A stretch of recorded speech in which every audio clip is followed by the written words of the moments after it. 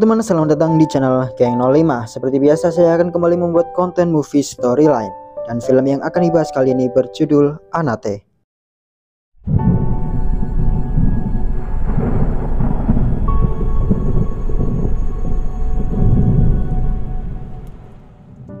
Cerita diawali oleh seorang pria tua bernama Kalayan.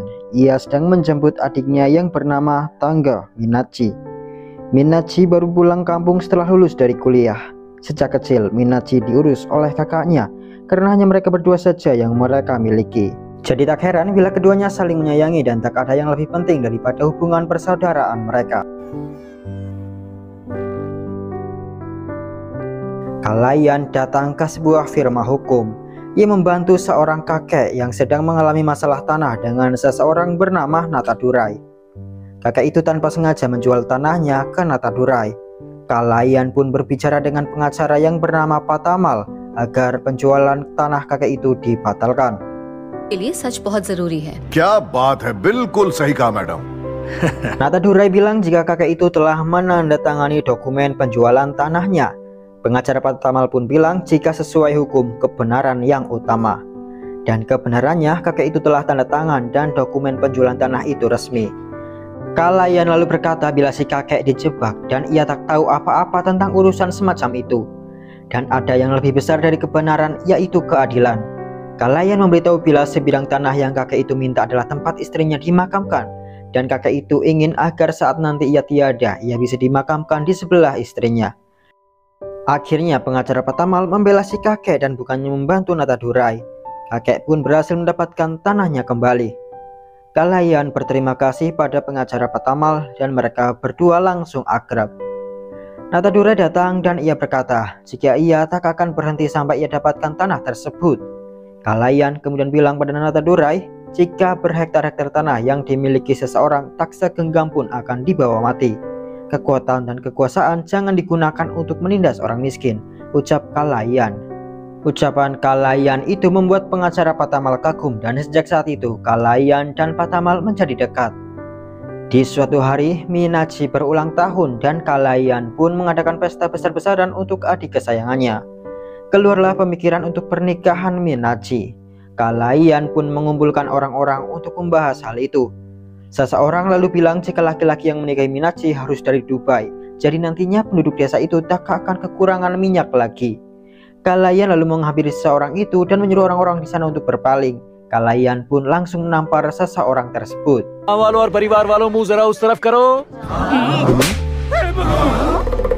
Kalayan berkata jika laki-laki yang akan menikahi adiknya harus berada maksimal 5 km dari rumahnya. Jadi Kalayan akan tetap ada di sekitar Minachi. Salah seorang bilang jika yang akan menikah adalah Minachi. Setidaknya tanyakan apa yang diinginkan oleh Minachi. Kalayan pun akhirnya menanyai adiknya calon pengantin seperti apa yang diinginkan oleh Minachi. Minachi kemudian mengatakan bila keputusan kakaknya adalah keputusannya juga. Kalayan pun sangat senang dan langsung mencarikan calon pengantin untuk adiknya tersebut. Tapi sosok Kalayan yang ditakuti orang-orang membuat banyak keluarga yang menolak lamaran dari Kalayan untuk adiknya. Mereka takut bila terjadi masalah dalam pernikahan Minachi nantinya, nyawa mereka bisa terancam. Di suatu hari, Kalayan sedang pergi ke kuil. Di sana ia bertemu dengan Natadurai. Natadurai yang bersama para anak buahnya menyerang Kalayan karena sebelumnya Natadurai kehilangan tanah yang sangat ia inginkan. Natadurai bersama anak buahnya akhirnya bertarung dengan Kalayan. Kalayan yang memiliki bela diri yang bagus berhasil mengalahkan para anak buah Natadurai dan akhirnya Kalayan dan Natadurai duel 1 lawan 1. Ketika itu Kalayan berhasil menghajar Natadurai. Namun saat Kalayan melihat keluarga Natadurai, Kalayan membiarkan dirinya dipukuli oleh musuhnya itu. Saat mereka bertarung di sisi yang lain dan keluarga Natadurai tak melihat, Kalayan langsung menghajar Natadurai kembali. Natadurai pun menanyakan mengapa Kalayan melakukan hal itu. Kalayan menjawab jika Natadurai juga seorang pahlawan bagi keluarganya. Ia tak akan membiarkan wibawa Natadurai rusak di depan anak istrinya. Hal itu pun membuat Natadurai sadar bila Kalayan bukanlah seseorang yang harus ia musuhi. Dan saat Natadurai tahu Kalayan sedang mencari calon pengantin untuk adiknya, Natadurai datang ke rumah Kalayan dan melamar Minachi untuk adiknya. Natadurai dengan sopan meminta agar adiknya bisa menikahi adik Kalayan dan mereka bisa menjadi kerabat. अपनी गलतियां सुधारकर हाथ जोड़ सकता है, उसकी आंखों में सच्चाई की चमक होती है। Setelah mempertimbangkan dan mendengar niat baik dari Natadurai, Kalayan pun akhirnya memilih adik Natadurai sebagai calon suami untuk Minachi. Persiapan pernikahan pun dilakukan dengan baik. Semua orang bersuka cita, semuanya merayakan Minachi yang akan segera menikah. Sampailah di malam pernikahan. Saat itu tiba-tiba saja Minachi menghilang. Kalayan pun langsung memerintahkan seluruh anak buahnya untuk mencari adiknya itu. Natadurai bersama para keluarganya sedang dalam perjalanan ke acara pernikahan tersebut. Para anak buah Kalayan sudah mencari ke berbagai tempat di desa itu, namun mereka tak dapat menemukan Minachi. Kalayan lalu memerintahkan agar seluruh anak buahnya terus mencari, cek di setiap perbatasan daerah itu. Akhirnya beberapa anak buah Kalayan yang mencari di stasiun berhasil menemukan Minachi. Saat itu Minachi bersama seorang pria. Ternyata Minachi mencintai pria lain dan ia ingin menikah dengan lelaki pilihannya sendiri.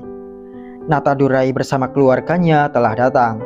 Situasi menjadi rumit karena anak buah Kalayan yang menelpon Kalayan meminta perintah apa yang harus ia lakukan.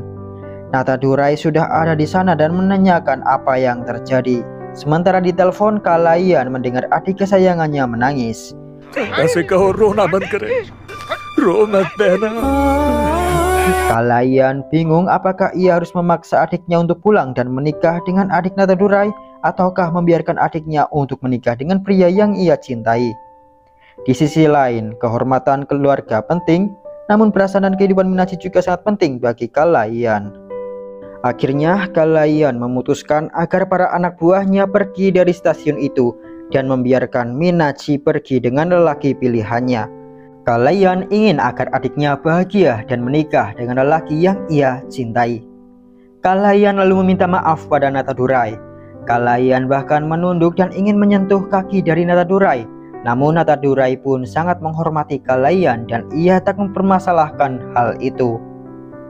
Beberapa bulan kemudian, seorang nenek memberitahu hal yang terjadi di malam pernikahan saat Minachi kabur. Saat itu si nenek melihat Minachi menangis di kamar. Ia pun menanyakan apa yang terjadi.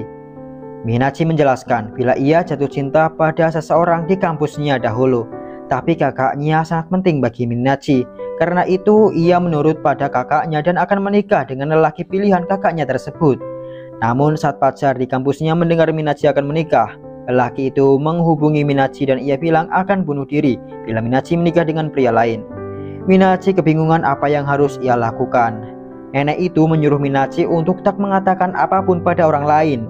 Ia yang akan membicarakan hal itu pada Kalayan. Akan tetapi saat si nenek mendatangi Kalayan, ia melihat Kalayan sangat senang dan semua orang memberikan hormatnya pada Kalayan. Si nenek pun kembali ke kamar Minachi dan dia mengatakan jika Kalayan menyuruh Minachi untuk lupakan pria itu dan tetap menikah dengan pria pilihan Kalayan. Karena hal itu Minachi kabur. Kalayan pun menanyakan apa yang dilakukan oleh nenek itu, mengapa melakukan hal semacam itu. Nenek itu berkata, memangnya apa yang harus ia lakukan. Ia melihat Kalayan sangat bahagia dan dihormati banyak orang. Bagaimana jika pernikahan itu batal? Semua kerabat juga ada di sana. Kalian bisa malu dan dihina jika pernikahan adiknya gagal. Kalayan kemudian bilang, kerabat itu hanya orang lain sedangkan Minachi adalah keluarganya satu-satunya. Jangankan pernikahan, bila perlu ia akan menghentikan nafasnya untuk adiknya. Kalayan lalu meminta bantuan Patamal untuk mencari adiknya. Singkat cerita, Minachi berhasil ditemukan. Namun keadaan Minachi saat itu sangat buruk. Ia sendirian tinggal di sebuah kontrakan yang kecil. Kalayan yang melihat adiknya hidup menderita sangat sedih. Ia tak bisa membiarkan Minachi seperti itu. Di keesokan paginya, pemilik kontrakan datang dan menyuruh Minachi pergi dari tempat itu. Pak tua itu membawa Minachi ke sebuah kontrakan yang bagus dan besar. Pak tua itu bilang Minachi akan tinggal di kontrakan itu bersama wanita lain. Dan wanita itu adalah Patamal. Ternyata Kalayan sudah mengatur semuanya. Ia membuat adiknya bisa tinggal di rumah yang nyaman dan ada seseorang yang bisa menemaninya. Semuanya berjalan dengan baik hingga di suatu malam setelah makan, Minachi yang hendak mencuci piring melihat seorang laki-laki. Tiba-tiba Minachi sangat ketakutan. Ternyata laki-laki yang dilihat Minachi adalah seorang penjahat yang sudah menghabisi beberapa kenalan Minachi.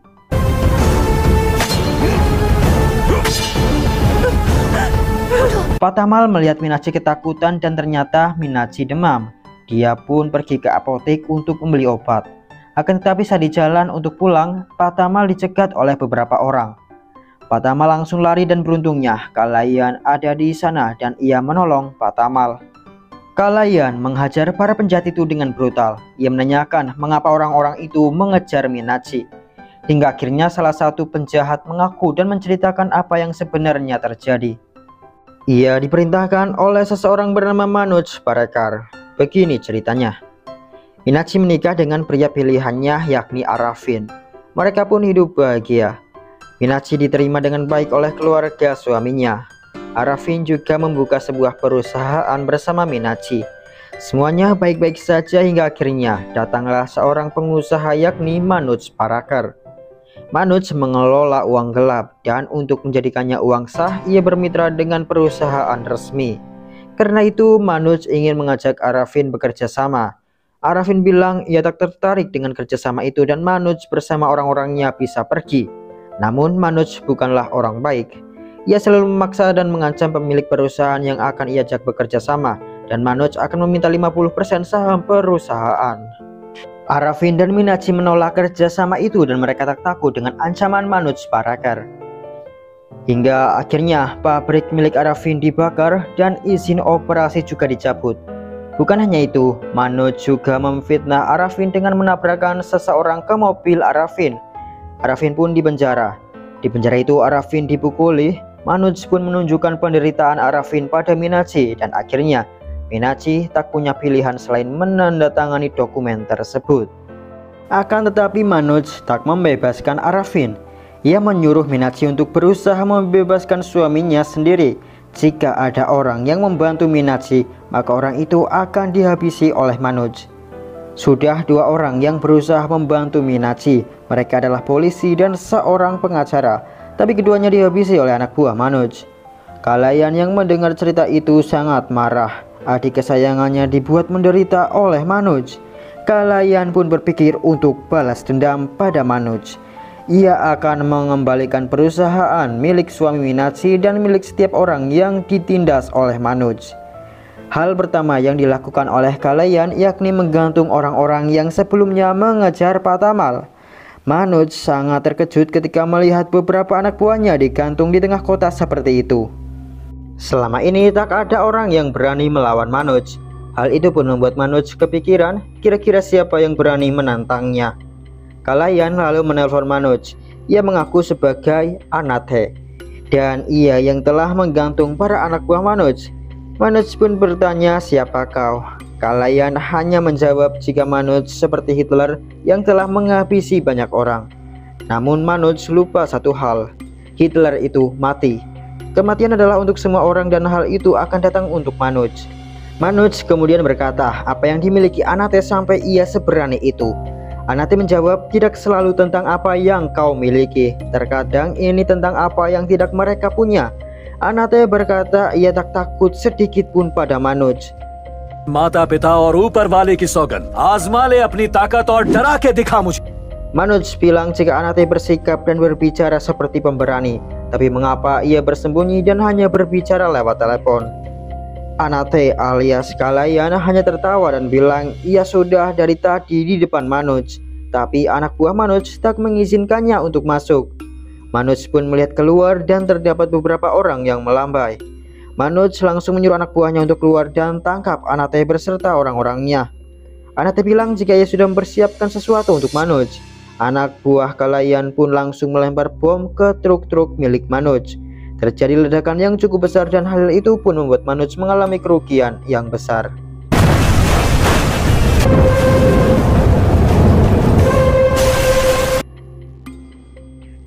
Pengacara Pak Tamal juga akan membantu Minachi untuk mendapatkan perusahaannya kembali dan dia akan berusaha membebaskan Arafin dari penjara.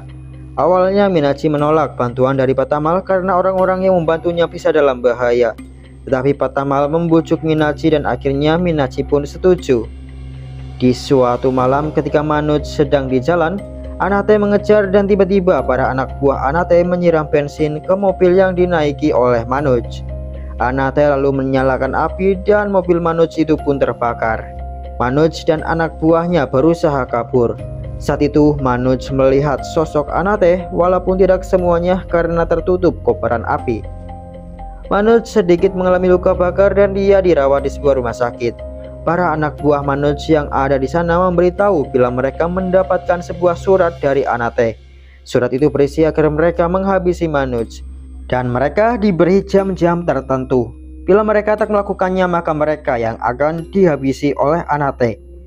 Awalnya para anak buah Manoj tak menuruti perintah Anate. Saat itu salah satu anak buah Manoj yang bernama Arjun sedang dikejar oleh Anate. Arjun pun ditelepon oleh temannya dan ditanyai sedang apa. Arjun lalu memberitahu jika ia sedang dikejar oleh Anate. Ia mendapat surat untuk menghabisi Manoj di jam 10:10, tapi ia tak melakukannya dan sekarang Anate sedang berusaha menghabisi Arjun. Tiba-tiba di jendela rumah sakit itu Arjun tergelantung. Ia meminta tolong dan para anak buah Manoj pun mulai ketakutan. Salah satu anak buah Manoj yang diberi jam 10:12 untuk menghabisi Manoj memutuskan untuk kabur. Tapi baru naik lift, anak buah Manoj itu langsung ditarik dari atas dengan tali. Hal itu membuat seluruh anak buah Manoj ketakutan dan mereka percaya bila ancaman Anate tak main-main. Akhirnya para anak buah Manoj itu berusaha menghabisi Manoj. Mereka tak peduli Manoj, bos mereka yang membayar mereka. Yang penting nyawa mereka terselamatkan. Manoj lalu kabur. Ia dikejar-kejar oleh para anak buahnya sendiri. Manoj tertembak beberapa kali dan ia berusaha kabur sebisa mungkin. Saat Manoj kabur dengan kondisi yang parah, ia terjatuh. Di sana ada Minachi. Ia melihat orang yang membuat hidupnya sengsara sedang menderita. Manoj melanjutkan kaburnya. Ia naik taksi, namun di dalam taksi itu ada Anate. Manoj pun langsung keluar. Ia kabur dan dikejar oleh Anate. Kalayan tanpa berkata-kata langsung menghajar Manoj. Setelah membuat Manoj babak belur, Kalayan membawa dokumen-dokumen perusahaan yang direbut paksa oleh Manoj.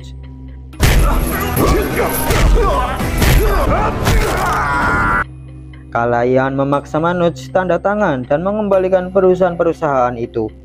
Manoj kemudian bertanya apakah Anate akan menghabisinya. Anate menjawab, tentu tidak. Kematian adalah pengampunan bagi Manoj. Kehidupan yang akan dijalani olehnya adalah hukumannya. Anate lalu pergi.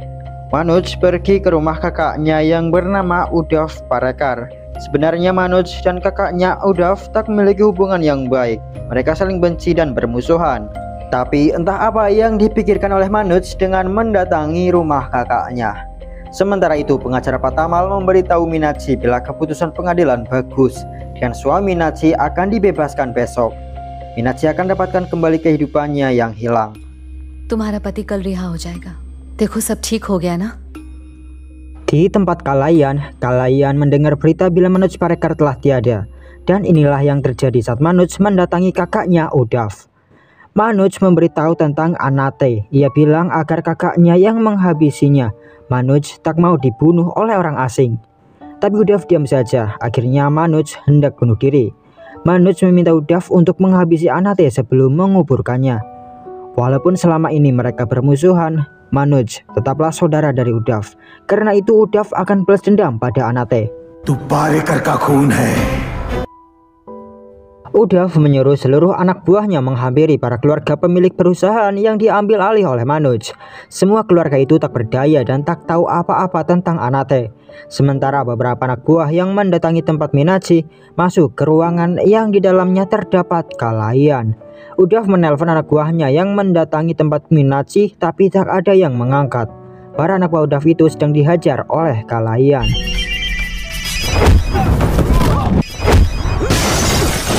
Udav menyadari bila Anate ada di pihak Minachi dan Udav bersama para anak buahnya pun langsung menuju ke alamat Minachi. Kalayan berusaha menghentikan Udav. Ia mencegat Udav di jalan. Namun para anak buah Udav melanjutkan perjalanannya ke alamat Minachi. Ternyata Udav memerintahkan anak buahnya untuk mengincar Minachi. Kalayan pun langsung kembali dan ingin menyelamatkan adiknya. Anate juga menelpon Pak Tamal dan memperingatkan bila para anak buah Udaf sedang menuju ke tempat itu. Pak Tamal yang diberitahu hal itu langsung mengajak Minachi pergi. Berbahaya sekali karena para anak buah Udaf berhasil menemukan Minachi. Mereka pun langsung mengejar.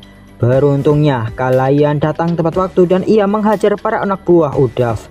Setiap ada anak buah Udaf yang mendekati Minachi, Kalayan akan langsung menghajarnya dan akan membuatnya tepar.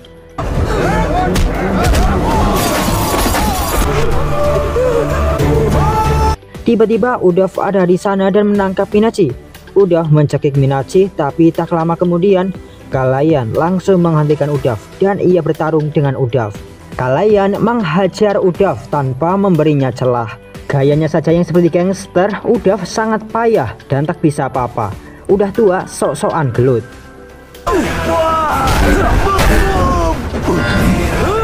Kalayan pun menghabisi Udaf dengan cara menjatuhkan besi yang tersusun di bangunan. Setelahnya Kalayan pergi ke adiknya Minachi. Dan Minachi pun sangat senang melihat kakaknya lagi. Dia berlari dan memeluk kakaknya. Akhirnya kedua saudara itu bisa bertemu lagi tanpa ada masalah. Manoj dan Udaf telah tiada. Arafin telah dibebaskan dan perusahaannya dikembalikan. Dengan begitu film pun berakhir. Baiklah teman, itu saja di video kita kali ini. Kita ketemu lagi di video berikutnya. Dan seperti biasa, terima kasih untuk menonton. Adios amigos.